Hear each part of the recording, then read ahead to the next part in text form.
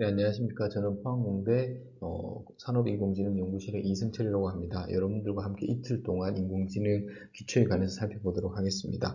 인공지능에서 가장 제가 생각하기에 수학적으로 필요한 리니어 알제브라 선형대수에 관해서 아주 간략하게 먼저 살펴보도록 하겠습니다. 선형대수를 연립 1차 방정식으로 이야기를 한번 풀어가 보도록 하겠습니다. 뭐 연립 방정식의 예시 이런 문제가 있으면 이런 문제를 한번 풀어보죠. 그래서 4x1 5x2가 13, 이제 여기를 두 배를 하면 이렇게 되겠죠. 그리고 보통 이렇게 해서 더하기를 하면 x2는 5 계산하고 이 x2를 뭐 예를 들어서 이쪽에다가 넣으면 마이너스 25니까 플러스 25가 되면 4x1은 12, 그래서 따라서 x1은 3. 저희가 이렇게 계산을 할 수가 있습니다. 그래서 1차 연립방정식이 두 개인 1차인 연립방정식이 있으면 뭐 제가 보여드렸던 방식으로 이렇게 해서 미주수의 값을 계산을 할 수가 있습니다. 이것은 중학교 때 뭐 예를 들면 이렇게 했었는 게 이제 고등학교 때 여러분들이 행렬이라는 개념을 배웠을 겁니다. 그래서 행렬이라는 것은 이 식을 행렬로 한번 표현을 해보면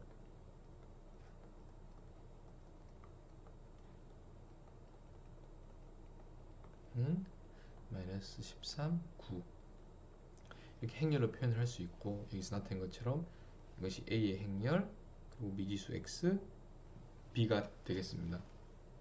이렇게 표현을 하게 되면 이렇게 되고, 만약 A가 역행렬이 존재하는 행렬이면 이렇게 해서 계산을 할 수가 있습니다. 제가 직접 계산하진 않겠지만, 자, 그래서 제가 이 예제를 설명을 드리고 싶은 것은 행렬에 나오게 된 계기, 이렇게 해서 행렬로 표현할 수가 있고, 행렬로 표현하게 되면 장점은 조금 고차로 제가 내용을 좀 확장을 해보도록 하겠습니다. 그래서 이렇게 많은 m개의 방정식이 있고 미지수가 n개가 있을 때 직접 제가 방금 보여드렸던 방식으로 계산하는 것은 계산을 할 수는 있겠지만 복잡하겠죠.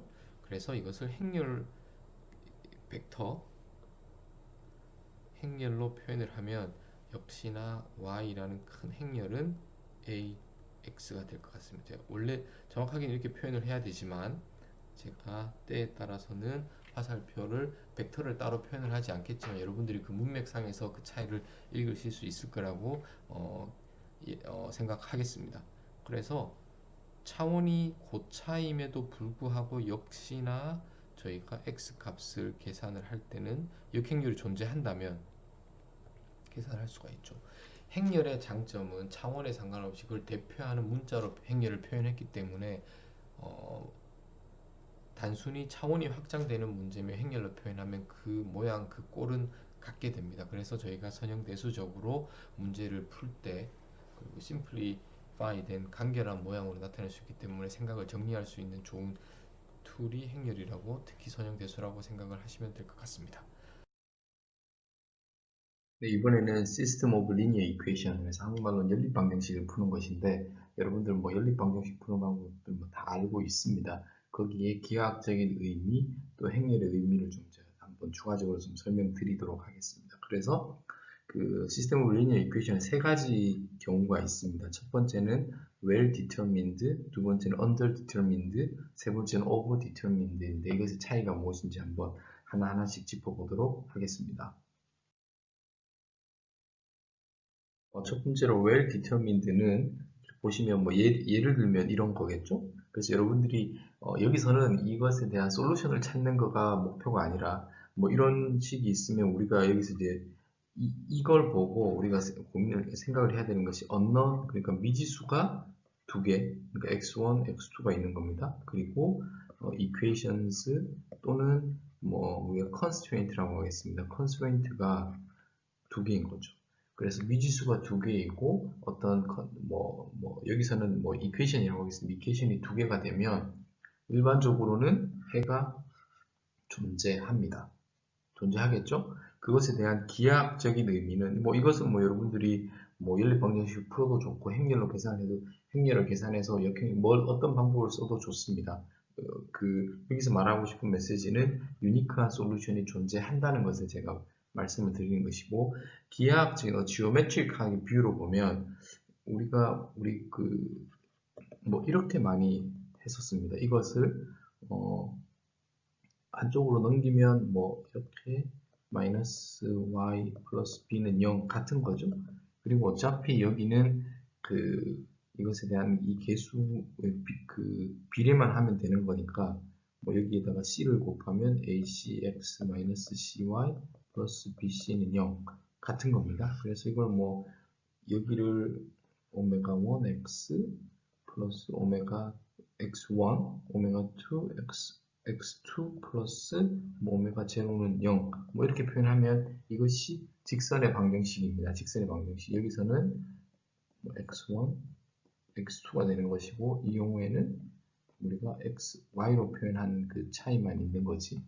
자, 그랬을 때 이것이 의미하는 것은 하나의 직선의 방정식입니다. 직선이라는 것은 뭐 예를 들어 이거겠죠. 또 이것은 또 다른 직선의 방정식이겠죠. 그리고 x1, x2라는 것이 직선의 방정식이라는 것은 여기에 있는 모든 점들이 이 직선을 만족한다는 의미이고 여기에 있는 모든 점들이 이 두 번째 직선을 만족한다는 걸 의미해요. 제가 지금 이걸 뭐 기하학적으로 얻는 게 그걸 의미하는 게 아니라 하나의 그냥 대응하는 직선이라고 보고 있습니다. 그러면 교차점, 인터섹션 하는 것은 여기에도 있고 여기에도 있으니까 이렇게 그래서 2차원이지만은 직선이 이렇게 두 개 있으면 이 교점이 이것의 솔루션이 된다는 것을 우리가 기하학적으로 해석할 수가 있습니다. 이 경우에는 언던의 개수와 미지수의 개수가 같을 경우에 이것을 행렬의 형태로 바꾸어 보겠습니다. 행렬이라는 것은 우리가 이제 이렇게 쓸 수 있겠죠? 뭐 2차원의 경우에는 행렬로 표현을 하면 이렇게 우리가 행렬곱을 하니까 이거 같습니다. 그리고 이렇게 행렬곱을 하니까 이거 같습니다. 그렇게 해서 우리가 계산을 하면 이렇게 여기가 매트릭스, 여기가 벡터, 여기도 벡터로 표현을 했죠. 그러면 우리가 이 전체를 A, 이것을 X, 이것을 B라고 하면 AX는 B라는 행렬식이 나오게 됩니다. 행렬식. 그리고 A가 역행렬이 존재한다면 당연히 X는 이렇게 되겠죠. 했었습니다. 여기서 여러분들이 보셔야 될 게 무엇이냐? 행렬로 표현했을 때의 이 A라는 꼴, 그 모양이, shape이 여기서는 2x2죠. 그 이야기는 뭐냐 하면 여러분들이 이제는 이것에 이렇게 보는 것이 미지수의 개수이고 이것의 개수가 컨스트레인의 개수가 되겠죠. 식을 따져보면. 그래서 이 경우에는 미지수의 개수와 컨스트레인이 같다는 것은 A 행렬이 쉐입이 스퀘어라는 것을 정사각형이라는 것을 의미합니다. 그래서 일반적으로 정사각형의 스퀘어 매트릭스 A가 되면 well determined가 되겠죠. 그리고 제너럴하게는 뭐 역행렬이 존재한다면 그 솔루션이 유니크하게 존재하는 것이고 자 이렇게 모양과 그 솔루션의 개수를 연결지어서 좀 생각을 해주시면 좋겠습니다. 이제 두 번째 케이스인데 제목에서 보는 것처럼 underdetermined 그러니까 어떤 제약 조건이 더 적은 거겠죠. 그러면 우리가 간단한 예시로는 이렇게 볼 수 있겠습니다. 그럼 여기서 또 따져야 되는 것이 x1, x2니까 unknown이 두 개이고 constraint가 한 개인 거죠. 그래서 unknown이 더 많고 constraint이 하나밖에 없습니다. 그러면 우리는 이 그림이니까 이것을 만족하는 것은 기하학적으로 이런 거고 여기에 있는 모든 점들은 이 식을 만족하니까 솔루션이 유니크한 것이 아니라 솔루션이 많은 겁니다. 그래서 many 솔루션입니다. 솔루션이 많은 거예요. 근데 여러분들이 이것을 어떤 경우에 솔루션이 많으냐 underdetermined이고 underdetermined는 행렬로 표현을 하면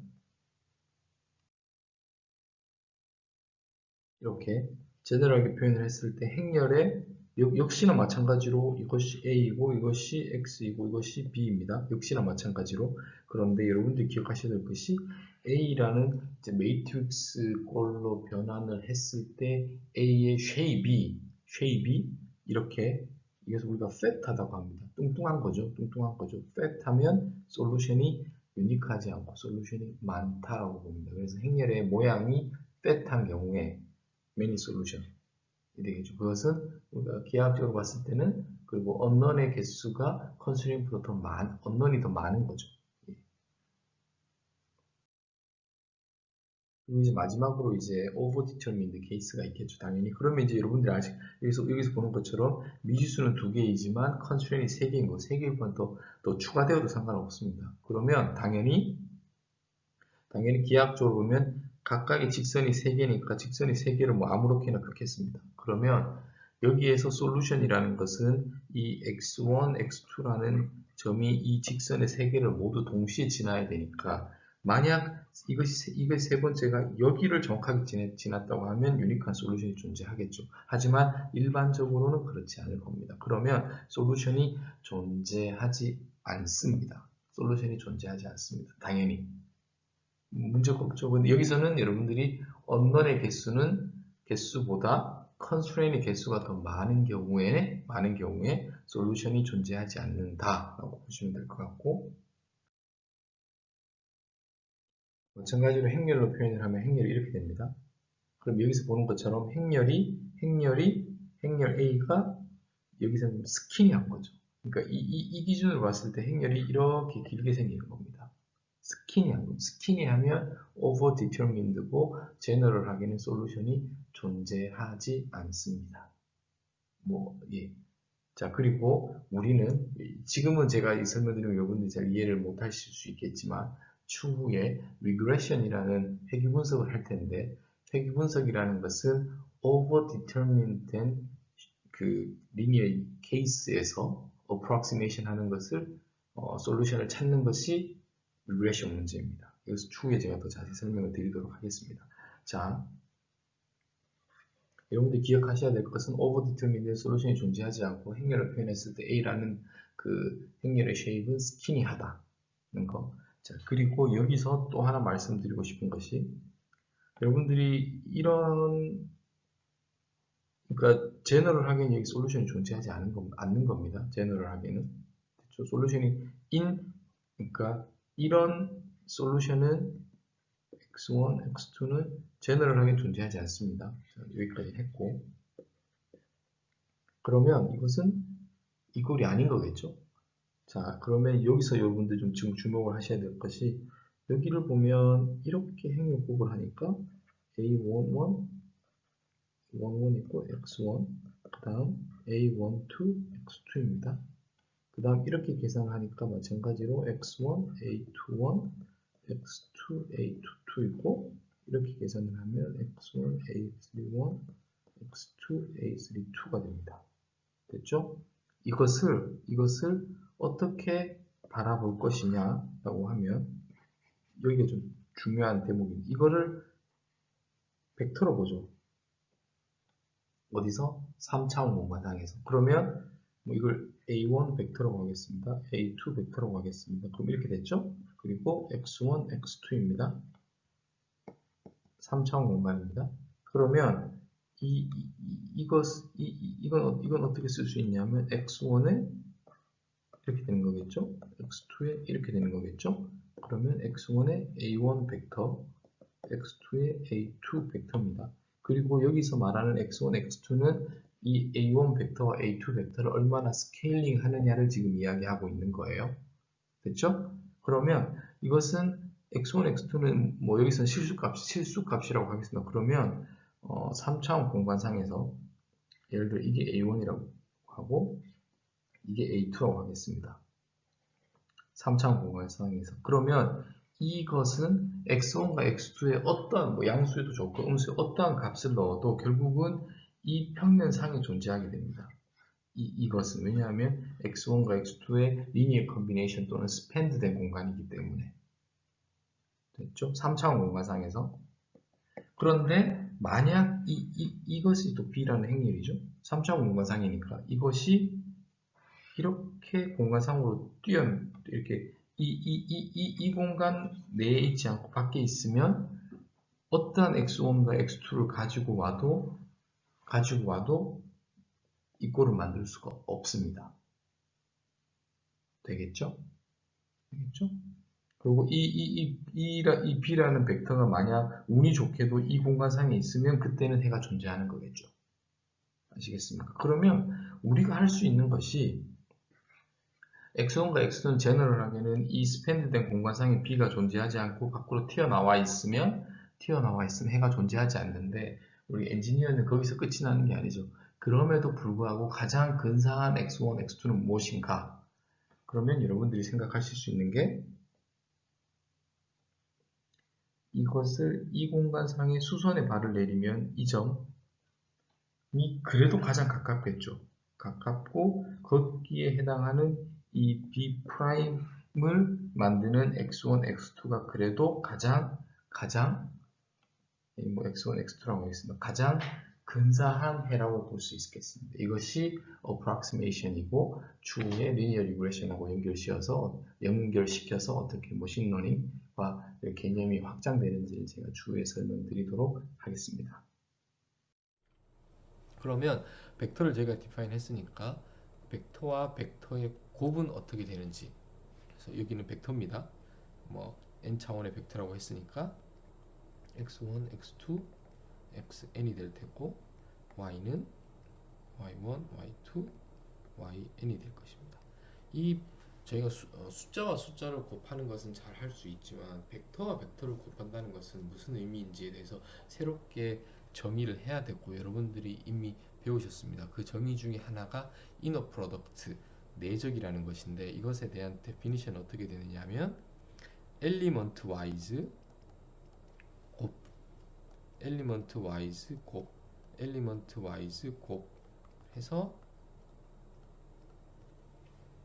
이거는 스칼라입니다. 각 스칼라인데 얘를 전체 스칼라를 다 더하는 것을 내적이라고 정의를 했습니다. 이건 정의입니다. 그래서 여러분들이 이걸 받아들이셔야 되고, 이 정의가 의미하는 물리적인 의미, 수학적인 의미, 기하학적인 의미들은 나중에 여러분들이 이것을 배우시면 될 것 같습니다. 그래서 내적이라는 것은, 자, 내적의 데피니션 이건데, 행렬로 표현을 하면 얘를 행렬로 생각했을 때는 트랜스포즈가 이렇게 되면 행렬 곱의 정의에 의해서 갖게 됩니다. 그리고 행렬의 결과는 어떤 벡터 또는 행렬이 그 내적의 결과는 하나의 스칼라 값, 하나의 숫자가 나온다는 것을 기억하시고 넘어가면 될 것 같습니다. 그래서 제가 여러분들이 잘 알고 계시는 내적에 대한 것을 한번 벡터와 벡터의 곱이라는 개념으로 설명을 드렸고, 이제 벡터 공간상에서 벡터가 주어졌을 때 그 크기에 관해서 한번 살펴보도록 하겠습니다. 예를 들어서 우리가 숫자 2라면 크기가 2인 거고 마이너스 3이면 크기가 3이라는 것을 우리가 그 크기라는 것은 원점에서의 거리라고 여러분들이 생각하시면 될 것 같습니다. 그러면 벡터 공간상에서 예를 들어서 여기면 2, 마이너스 3이겠죠. 이 거리는 이렇게 될 겁니다. 아마. 그래서 어떤 벡터가 예를 들어 x가 있으면 엄밀하게는 그 크기를 이렇게 이제 표시를 하고 그것을 놈이라고 쓰겠습니다. 그래서 이제 벡터 공간상에서 크기는 놈이다.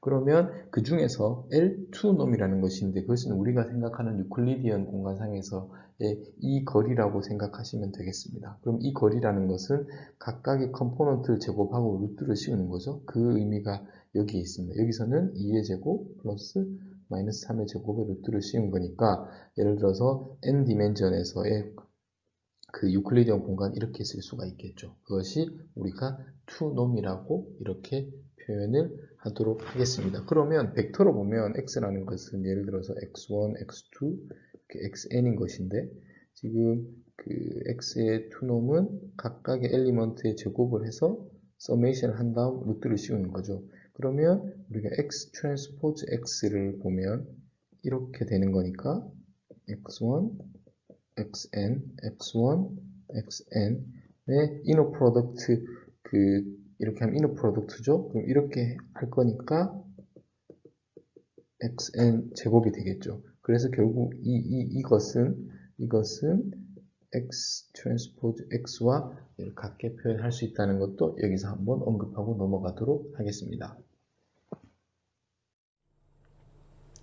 그 내적과 놈이라는 것이 정의를 했기 때문에 그 직교성에 대해서, 그러면 벡터 두 개가 있을 때 그 벡터가 오사고날하다는 것은 직교한다는 것이고, 어떨 때 그 두 개의 사실 이렇게가 이너 프로덕트인데, 이거를 제가 칼럼 벡터라고 생각을 했기 때문에 트랜스포즈하고 이렇게 해서 0도 마찬가지입니다.